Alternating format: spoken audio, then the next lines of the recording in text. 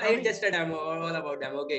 English में मत बात करो भाई, मेरे कमजोर है। 10 के बाद +2 करते हैं, फिर डिप्लोमा करते हैं, तो काफी एक डायलेमा उस समय भी रहता है कि हमें डिप्लोमा करना चाहिए, +1 +2 करना चाहिए। ठीक है, नहीं IIT में बहुत फोकस है, ठीक है, मतलब उतना तो मैं नहीं कर पाऊंगा, लेकिन हाँ मुझे इंजीनियरिंग ही करनी है। तो 12th में जो करते थे हमें 1 साल मिलता था, वही हमें पूरा सिलेबस हमें 6 महीने में कंप्लीट करना पड़ता था। हमारे 1 मिलियन सब्सक्राइबर, उनको सभी को अच्छा है। मेरे ख्याल से हम 10वीं वाले बच्चे इतने मैच्योर नहीं होते हैं कि उस चीज को समझ नहीं कि आप एक ही ग्रुप के साथ क्लास भी ले रहे हो, कि ग्रुप तक बाहर भी जा रहे हो, तो क्या होता है कि फिर मैनेज कर पाना थोड़ा मुश्किल हो जाता है। तो पहले ही डिसाइड करना पड़ेगा आपका गोल कि आपको किस वे में जाना है। अगर आपको हाई स्टडीज के लिए जाना है तो उसकी पढ़ाई बिल्कुल अलग है, और अगर आपके पास एज है, जैसे आप 17, 18, 19 के हुए हो, तो मतलब मेरे अकॉर्डिंग तो आपको हायर एजुकेशन परस्यू करना चाहिए। ठीक है, अगर हम आईपी यूनिवर्सिटी की बात करें तो 1,40,000 रुपए पर ईयर है, ओके। लेकिन हम में से कई ज्यादा जने नहीं जानते हैं कि काफी ज्यादा, जैसे लाइक ट्यूशन फी 1 लाख के करीब हमें मिल जाता है वापस। अगर कंपनियां भी वो स्किल सेट मांगती है, ऐसा नहीं कि आपके पास इलेक्ट्रिकल है तो आपको सिर्फ मोटर की वाइंडिंग आनी चाहिए, क्योंकि इलेक्ट्रिकल में कुछ ऐसे ऑनलाइन कोर्सेज होते हैं जो सिर्फ सॉफ्टवेयर पे काम कराते हैं कि आज तक श्रेय सर की प्लेसमेंट ही नहीं हुई कहीं, तो क्या करेगा गरीब आदमी। तो बढ़ रहा है, ठीक है। अभी कॉलेज में जा रहे हो तो सिर्फ और सिर्फ प्लेसमेंट के पॉइंट ऑफ व्यू से जा रहे हो।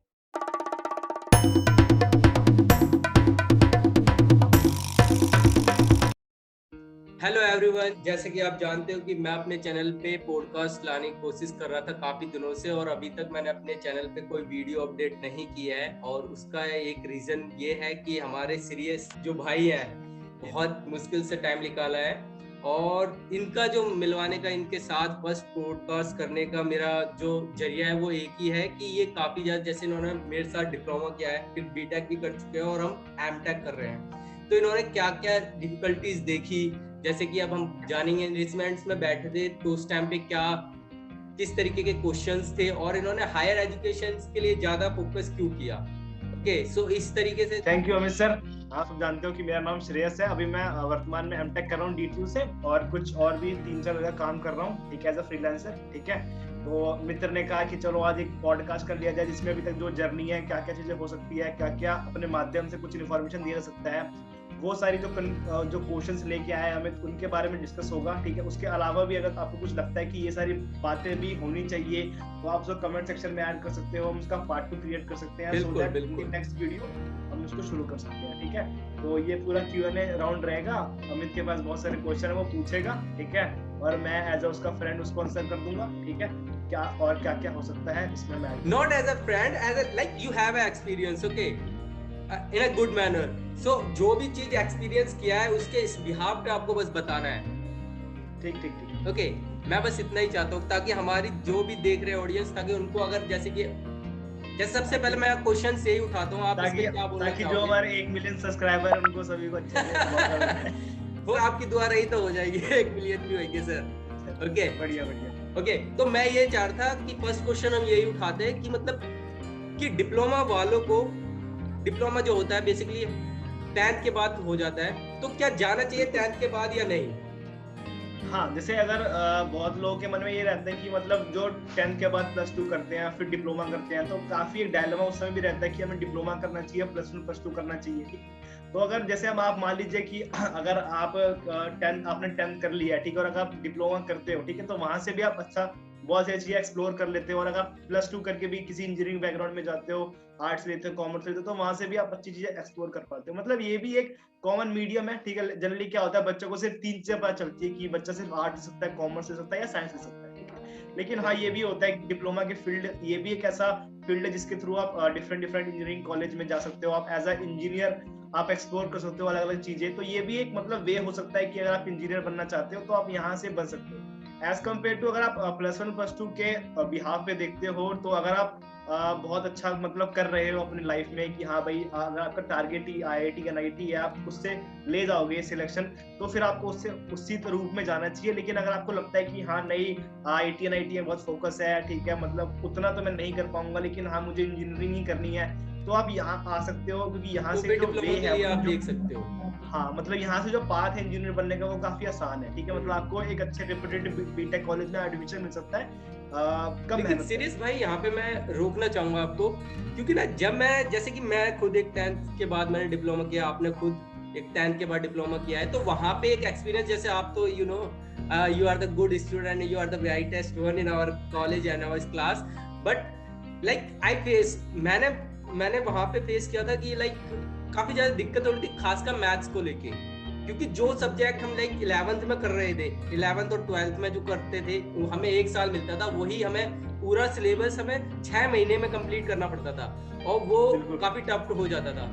तो मेरे ख्याल से अगर क्या होता है कि जब डिप्लोमा के फर्स्ट ईयर में आते हैं तो क्या होता है, बहुत सारे सब्जेक्ट्स आते हैं हमारे, हमें फिजिक्स भी पढ़नी पड़ती है, केमिस्ट्री पढ़नी पड़ती है, मैकेनिक्स भी होता है, मैथ भी होता है, ठीक है। लेकिन क्या होता है कि मतलब अगर प्रॉपर गाइडेंस ले लिया जाए, जैसे जो भी हमारे सीनियर है, ठीक है, या फिर कोई अच्छा गाइड मिल जाए, कोई अच्छा टीचर मिल जाए जो पूरा सिलेबस कॉलेज में खत्म करा दे, हम थोड़ी प्रैक्टिस कर ले, क्योंकि पेपर भी इतना हार्ड एंड फास्ट नहीं होता डिप्लोमा वालों का, ठीक है। तो अगर ऐसी सारी चीजें हो जाए तो आराम से आप विद इन 4 हमें तुम्हारे पास 4 महीने का टाइम पीरियड होता है एक सेमेस्टर में, ठीक है। और अब तो सारी चीजें ऑनलाइन हो गई है तो और आसान हो गया, लेकिन हमारे टाइम में सारी चीजें ऑफलाइन हुआ करती थी। तो उसमें भी अगर आप अच्छे से अगर थोड़ा 1-2 महीने पहले से प्रिपेयर करते हो, स्टार्ट करते हो, तो आप आसानी से सिलेबस कवर कर लेते हो। और अभी तो क्या वर्तमान में बहुत सारे यूट्यूब चैनल है जिसमें आप पूरा मैथ का सिलेबस देख सकते हो। अभी तो पूरी मैथमेटिक्स आप देखोगे तो पूरी अवेलेबल है यूट्यूब पे, अगर आप फिजिक्स देखोगे तो वही पूरी अवेलेबल है। तो सिलेबस पता होना चाहिए कि आपका सिलेबस क्या है। सपोज आपका इंटीग्रेशन है तो इंटीग्रेशन में कौन कौन से टॉपिक है, पूरा इंटीग्रेशन आपने देख लिया, तो अगर आप मतलब देख रहे हो, थोड़ा रेफर कर रहे हो, तो आप इजीली सिलेबस कवर कर जाओगे। बिल्कुल। और अगर मतलब ऐसा नहीं है तो कोई सीआर नाम का होगा बंदा, उससे पूछ लिया करो कि क्या क्या इंपॉर्टेंट है। तो यहाँ पे जरूरत नहीं है मेरे को टारगेट करने की। ओके, तो मेरा एक और क्वेश्चन ये है इससे रिलेटेबल, ठीक है। जैसे कि हम किसी के साथ जैसे 10th के बाद गए हैं और जो हम डिप्लोमा में जाते हैं तो वहां पे कोई भी लिमिटेशंस नहीं होती, आपको कोई बाउंड नहीं कर रही है। लाइक कॉलेज में आपको लिमिटेड में रहना पड़ता है, एक पीरियड के बाद एक पीरियड लेना पड़ता है, वहां कंपलसरी इस टाइम पे आओ, इस टाइम पे जाओ। तो जब हम कॉलेज में पहुंच जाते हैं तो वहां पे कोई भी ऐसी कोई चीजें नहीं है, आपको जो मर्जी क्लास लेने हैं, जो उनसे लेक्चर अटेंड करने हैं अटेंड करो, नहीं करने हैं मत करो। तो उस टाइम पे मेरे ख्याल से हम 10वीं वाले बच्चे इतने मैच्योर नहीं होते हैं कि उस चीज को समझ पाए, क्योंकि हमें एकदम से सब कुछ ओपन मिलता है। तो जो वो ओपन मिलता है ना, तो हम सोचते हैं कि यार एंजॉय कर लेते हैं, पढ़ाई तो करते रहते हैं, तो वो बहुत ज्यादा इफेक्ट करती है। लाइक मेरे साथ खुद हुआ है। ओके मैं इस बात से काफी ज्यादा रिलेट कर सकता हूँ। मुझे नहीं पता कि आप इस बात पे कितना ज्यादा रिएक्ट करोगे या नहीं, तो आपका क्या कहना है?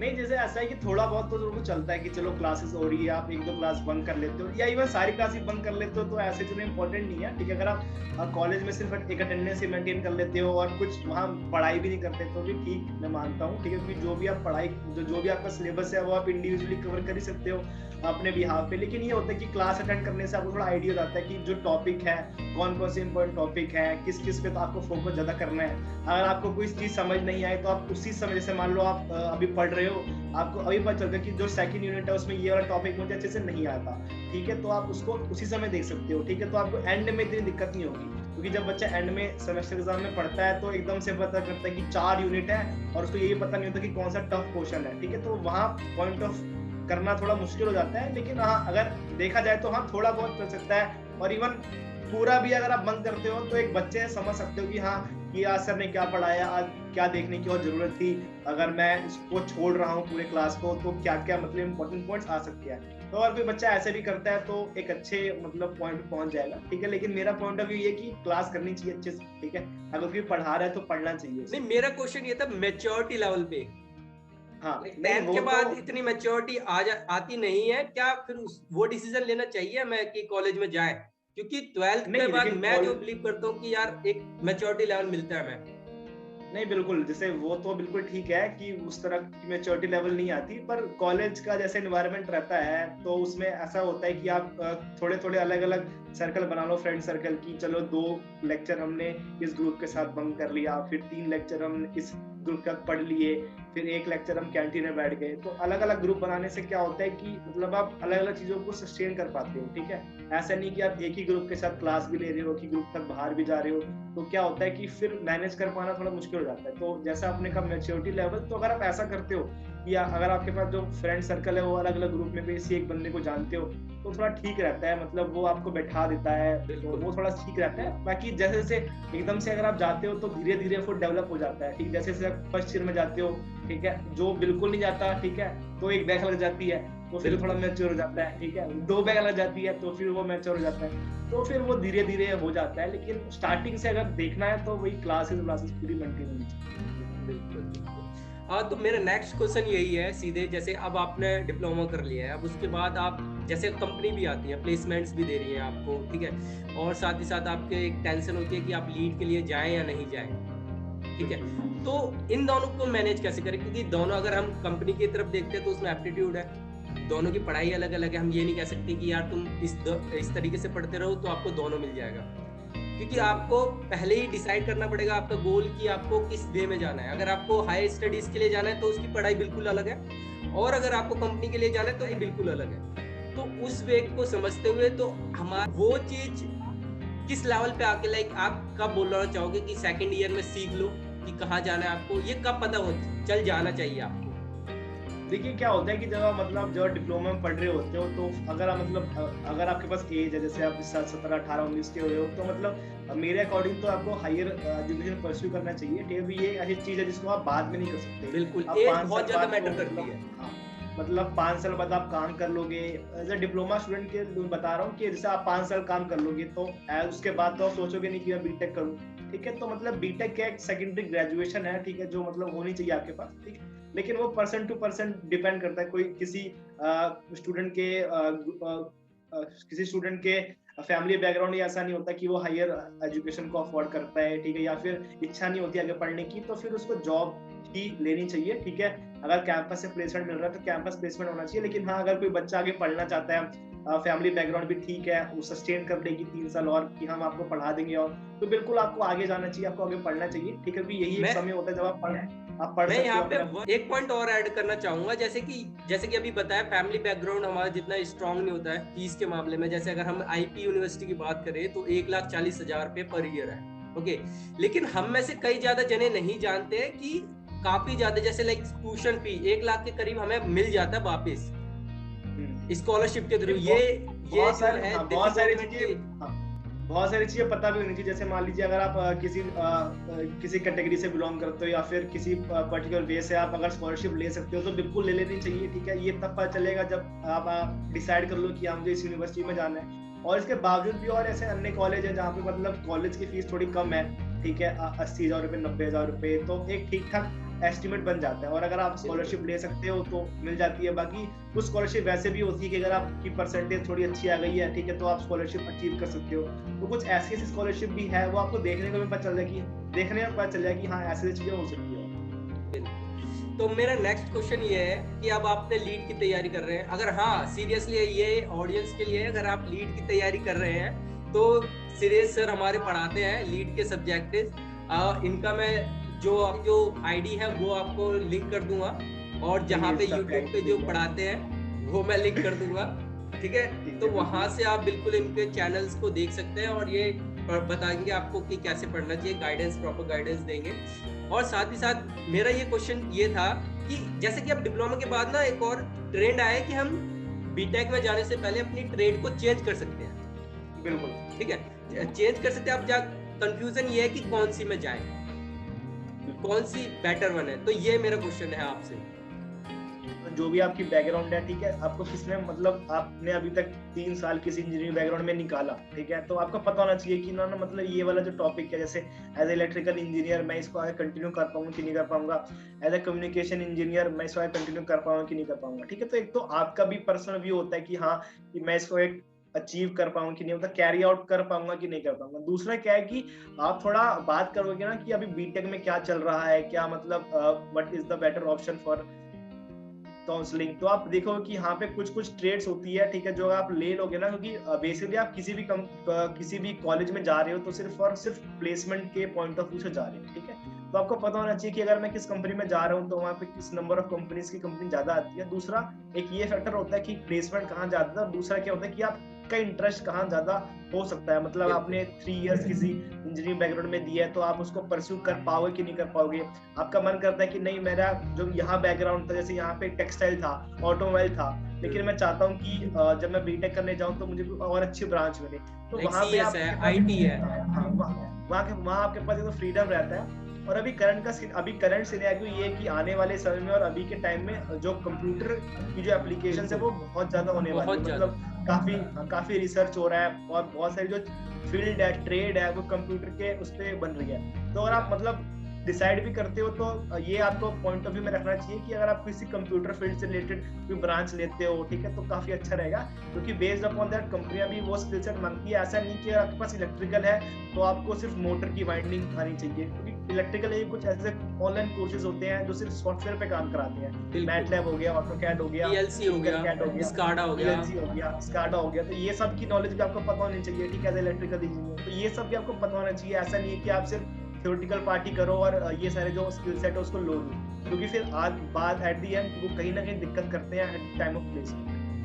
ओके, सो अब मेरा क्वेश्चन ये था कि आपने जैसे आप एमटेक के लिए चले गए, ठीक है, तो ये आपने कब डिसाइड किया, लाइक बीटेक में ही सोच लिया था कि एमटेक के लिए जाना है, या फिर ये इससे पहले ये बताइए कि आपने प्लेसमेंट के बारे में क्यों नहीं सोचा, even not in BTech, also in diploma? ठीक, क्या था कि जब एज अ बीटेक में, जब मैं as a BTech third year में था तो मैंने गेट और ईएससी की प्रिपरेशन स्टार्ट कर दी थी। मतलब एज अ मतलब मेरा जो ट्रेंड था वो ये था कि बीटेक के बाद मैं किसी गवर्नमेंट जॉब में परस्यू करूंगा अपना करियर, ठीक है, इसलिए मैंने अपनी जो गेट जो प्रिपरेशन थी गवर्नमेंट जॉब के लिए वो स्टार्ट कर दी, ठीक है। तो मेरे पास दो पॉइंट ऑफ व्यू थे कि या तो आप गेट और ईएससी की तैयारी करो या तो आप जेई की तैयारी करो, कि मेरे पास दोनों ऑप्शन थे। तो मैंने कहा चलो एक बार जो अभी जो सबसे बेस्ट पॉसिबल चीज है उस पर टारगेट करते हैं, फिर हम देखेंगे कि जेई क्या एग्जाम होते हैं, ठीक है। तो सबसे पहले जो मैंने टारगेट किया उसी को टारगेट किया कि सबसे पहले जो गेट और ईएससी के एग्जामिनेशन होते हैं उन पे फोकस किया सबसे पहले, क्योंकि वो इम्पोर्टेंट है, ठीक है, सबसे जो प्रायोरिटी बेस्ड है वही है। तो सबसे पहले मैंने ये सोचा कि गेट निकाल के किसी पीएसयू में सिलेक्शन लेंगे, इसलिए मैंने थर्ड ईयर से ही, मतलब थर्ड ईयर की जब मैं बीटेक में था तभी से मैंने गेट की एक कोचिंग शुरू कर दी थी, और इसी के बेस से फिर जैसे मेरी रैंक आई, रैंक के बेस से मुझे कोई पीएसयू नहीं मिल पाया, तो हमने कहा कि चलो हायर स्टडीज परस्यू करते हैं, उसी के साथ हम प्रिपरेशन कर लेते हैं। तो कुछ ऐसा सिनेरियो था सिलेक्शन का, ठीक है। तो आप बैठे भी नहीं कंपनी प्लेसमेंट्स में? हाँ, रेस्ट जो बात ये थी कि जब मैं किसी प्लेसमेंट में बैठा, ठीक है, तो जो प्लेसमेंट था उसमें मैं इतना मतलब एक्टिव नहीं था कि हाँ एक्टिवली किसी प्लेसमेंट में पार्टिसिपेट कर पाऊँ, ठीक है, क्योंकि आपका फोकस पूरी की तरह गेट पे था। बिल्कुल, क्योंकि जो मेरा मेन फोकस था वो था कि मैं किसी गवर्नमेंट सेक्टर में जाऊं या फिर किसी पीएसयू को ज्वाइन करूं, तो ये मेरा अल्टीमेट टारगेट था, ठीक है। तो उसी के बेस पे तो मैं ये पर्सनली मैं ये जानना चाहता हूँ, क्या सही में डिप्लोमा में भी नहीं बैठे थे आप या फिर बैठे थे? नहीं, ऐसा नहीं है कि डिप्लोमा में बैठे नहीं थे, ठीक है, लेकिन ये जो बात ये कि मतलब यहाँ तक पहुंचने का एक थोड़ा रास्ता वो भी है, ठीक है, जो मैं बोलूंगा नहीं, ठीक है, कि आज तक श्रेय सर की प्लेसमेंट ही नहीं हुई गई, तो क्या करेगा गरीब आदमी, तो बढ़ रहा है, ठीक है, तो ये वाली बात है। लेकिन हाँ ये है कि अब थोड़ा इधर उधर एज अ फ्रीलांसर जो इनकम है वो ठीक ठाक जनरेट हो जाती है। मतलब एज अगर मैं किसी कॉर्पोरेट सेक्टर में किसी को ज्वाइन करता है तो एज जो मीडियम पैकेज है या जो एवरेज पैकेज होता है, ठीक है, उसको ओवरकम कर जाते हैं, ठीक है। तो ये वाला एक गुड पॉइंट है कि अगर आप हायर स्टडीज की तरफ जाते हो तो आपके पास मल्टीपल ऑप्शंस खुल जाते हैं, as a teaching, as a different companies में। अगर आप एज अ किसी सेक्टर में जाते हो तो आपके पास जो ऑप्शंस है ना वो ऑटोमेटिक खुल जाते हैं अगर आप हायर स्टडीज की तरफ जाते हो। तो ये एक पॉइंट ऑफ व्यू है। दूसरा क्या है कि अगर जितना आप हायर एजुकेशन के बाद किसी कंपनी में जाओगे तो एक बेटर आपको पोजीशन मिलती है, ये वाला एक पॉइंट है जो ओके। तो सीरियस टाइम बाउंडेशन की वजह से यही मीटिंग मेरे को यहीं पे रोकनी पड़ेगी, और आपके साथ ये मीटिंग में बहुत ज्यादा मजा आया। I hope you enjoy and also viewers. अगर आप कमेंट करिए, अगर आपको और जानकारी चाहिए तो फिर हम सीरियस जी के साथ आएंगे अगली नेक्स्ट वीडियो में, अपनी जो आपके सवाल होंगे उन पे हम बात करेंगे। और I hope thank you to once again to come in our video. Most welcome.